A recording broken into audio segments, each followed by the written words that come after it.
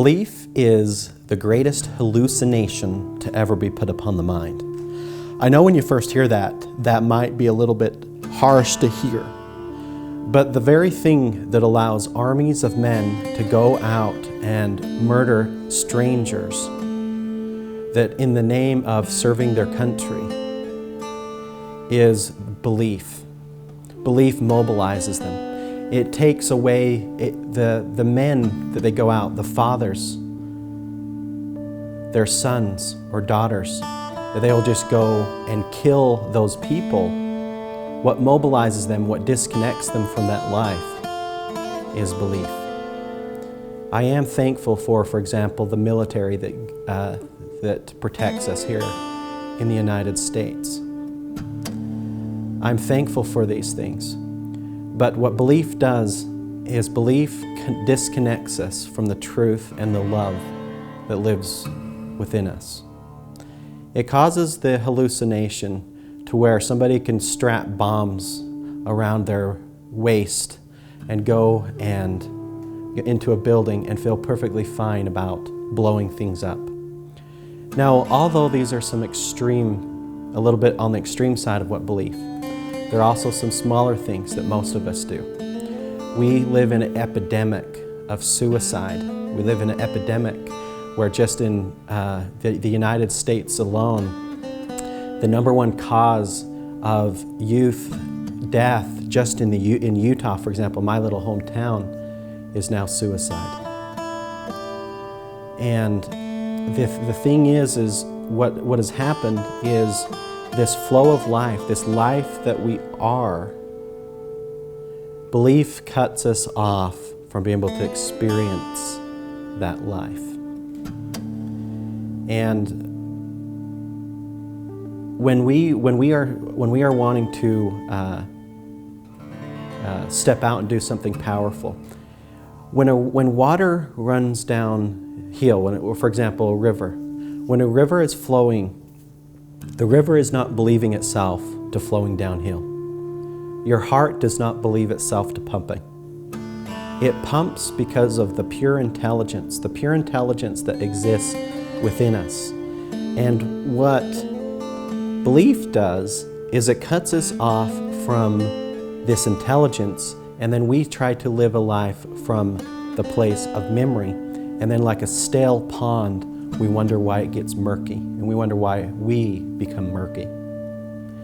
And why when we do things in life, it just feels so stale, like a stale cracker. And the reason this is we've literally cut ourselves off from the flow of life that we are. No matter how much you scream, no matter how much you holler, a circle will always be a circle. And when you have something, when you believe in something that is not at the level of truth, like a dimension of a circle or a river that flows downhill, the thing that frightens people when you talk about truth is they're holding on to an illusion that was given to them from belief. And the scary thing that creates biasy, that creates sexism, that creates racism, it's not so much the evil that exists. It's because it's one man's belief over another man's belief. And so when we are in belief, we have the breeding grounds of illusion and discord. It is not a negative mindset to simply say, I don't know. The greatest discoveries ever discovered began with, I don't know. And if two men meet each other on the battlefield, and if they both could embrace each other, and even if they didn't embrace each other, if they just both saw each other of, I don't know, and we're just trying to walk each other home, like Ram Dass has quoted, how could they kill each other? How could we fight? The things that we are seeing is belief. And if everybody can go home to the intelligence of the life that they are, the symmetry of life that exists in us, the symmetry that even an atheist can see. It doesn't require you to be a believer to see symmetry. the orchestra that life unfolds with. And so belief cuts us off from this symmetry, and we build a life in a square. And then we go, and from our prickly four corners, a square has these four rigid corner edges. In our belief, we go stab people, even socially. It doesn't have to be physically with a knife, but we take on the rigid nature of a square when we don't live in the orchestra of the symmetry that lives within us, the love that lives within us, the truth that lives within us. And so therefore belief is this hallucination. And I don't want to confuse belief with faith. Faith, when you don't know and you step out, you're stepping out in that pure trust of faith. Faith and belief are not the same. We often overlap belief with faith, and we feel like they're the same. They are not. Belief is the state of non-discovery. And what most people do, because they're not willing to admit, I've been one of them. My life, I can show you many examples of when I have not been willing to admit that I don't know. It brings us to this vulnerable place when we say, I don't know. And only in the moment of I don't know is the possibility available, the possibility of discovery. The possibility for a great discovery does not exist when you pretend you know. And belief, we pretend we know. And science has even proven this. Science has proven with the medical studies with the placebo effect. Between 30 and 60% of their clinical trials, when they're testing a drug before it is sold to the public, the placebo group receives the fake pill, the placebo, and most times it's a sugar pill. And the belief is so powerful on the mind that between 30 and 60% of the people receiving the fake, the placebo, receive the benefits of the drug. That is how powerful belief is on the mind. That even the mind treats the belief as truth.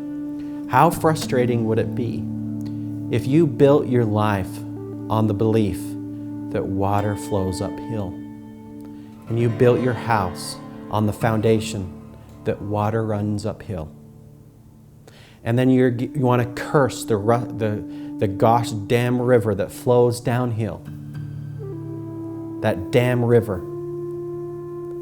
And so we attach ourselves to this illusion that rivers flow uphill.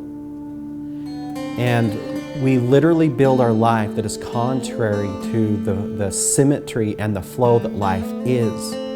Coming to truth is literally seeing things as it is, not as my opinion of it, not as your belief of it, but how it is. The astonishing reality is that life is a happening that has happened for thousands and thousands of years, long before my belief or your belief about it. Our intellect, belief exists inside our intellect. And when the body dies, our intellect dies with it, which means our belief dies with the body. And what we are allowed to do is, what I've experienced firsthand, is the consciousness that enters the body. The body in all of its greatness, in all of its great intellect, is dead when the consciousness leaves. And so what we are being invited to right now is we are being invited to this intelligence, this consciousness that lives within us, that is at the heart of our form. And the thing that lives on beyond the body is the consciousness. And everything else, including our intellect, dies with the body and is returned to the earth. And so I'm inviting everyone to step into the truth of the consciousness that lives in you. The thing that gives you life, that gives you breath to breathe. This is the life. This is the truth that lives in all of us. And we've built a life that is contrary to the very breath that we breathe. And then we wonder why we are in discord, why there's pain, why there's suffering. It's because we are holding on to this illusion that life works uphill. Life works in this truth. And this is what I invite everyone to step into and allow love to be the guide as your footsteps are made with the flowing truth of what you are.